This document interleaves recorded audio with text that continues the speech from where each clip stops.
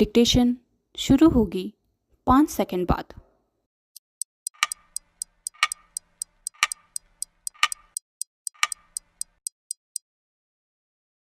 Start. इससे विचित्र और हास्यास्पद और कुछ नहीं कि कांग्रेस समेत अन्य विपक्षी दल एक ओर जोर शोर से यह दावा करने में लगे हैं कि उनके गठबंधन को लोकसभा चुनाव में 295 सीटें मिल रही हैं और दूसरी ओर उनके नेता मतगणना में गड़बड़ी की निराधार आकांक्षाएं जताकर भ्रम फैलाने में लगे हैं।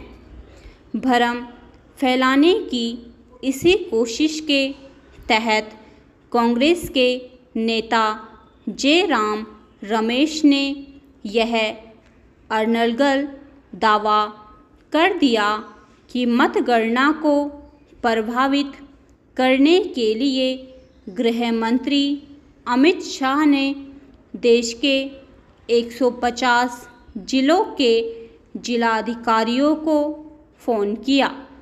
उन्होंने यह बेतुका आरोप लगाते हुए यह समझा होगा कि इससे उन्हें एक फर्जी नैरेटिव खड़ा करने में मदद मिलेगी, लेकिन चुनाव आयोग ने उन्हें यह नोटिस जारी कर उनका खेल खराब कर दिया कि अपने आरोपों के बारे में प्रमाण प्रस्तुत करे।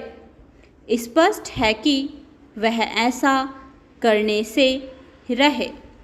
चुनाव आयोग को ऐसे अनर्गल आरोपों के खिलाफ और अधिक सख्त रवैया अपनाना चाहिए, क्योंकि विपक्षी नेता उसे बदनाम करने का सुनियोजित अभियान छेड़े हुए हैं। इसी के तहत मतदान प्रतिशत के अंतिम आंकड़ों को लेकर व्यर्थ की चीख पुकार मचाई गई। इसके बाद यह हल्ला मचाया जाने लगा कि मतगणना के तौर तरीकों में बदलाव किया जा रहा है। यह भी अफवाह फैलाई गई कि प्रत्याशियों के एजेंटों को मतगणना स्थल के करीब नहीं भटकने दिया जाएगा। जब इससे बात नहीं बनी तो यह कहा जाने लगा कि चुनाव आयोग ने पुरानी परंपरा का परित्याग करते हुए डाक मतपत्रों को बाद में गिनने का फैसला किया है।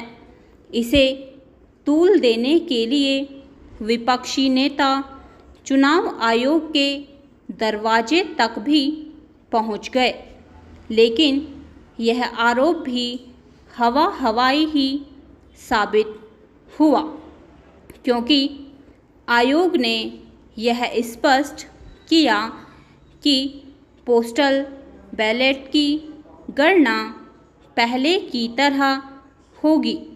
विपक्षी नेताओं की इन हरकतों से यदि कुछ स्पष्ट है तो यही कि वे अपनी संभावित हार का ठीकरा चुनाव आयोग, मीडिया आदि पर फोड़ने की पूरी तैयारी कर चुके हैं।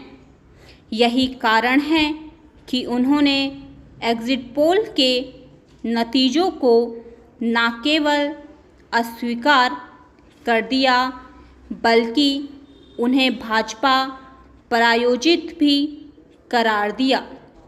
एग्जिट पोल को लेकर कांग्रेस इतनी दुविधाग्रस्त थी कि पहले उसने टीवी चैनलों पर होने वाली चर्चा का बहिष्कार करने का फैसला किया और फिर फजीहत होती देखकर उसमें शामिल होने का निर्णय लिया। यह वही कांग्रेस है जिसने कुछ माह पहले तेलंगाना के एग्जिट पोल नतीजों को खुशी खुशी स्वीकार किया था और यह उम्मीद जताई थी कि नतीजे उन्हीं के अनुरूप रहेंगे।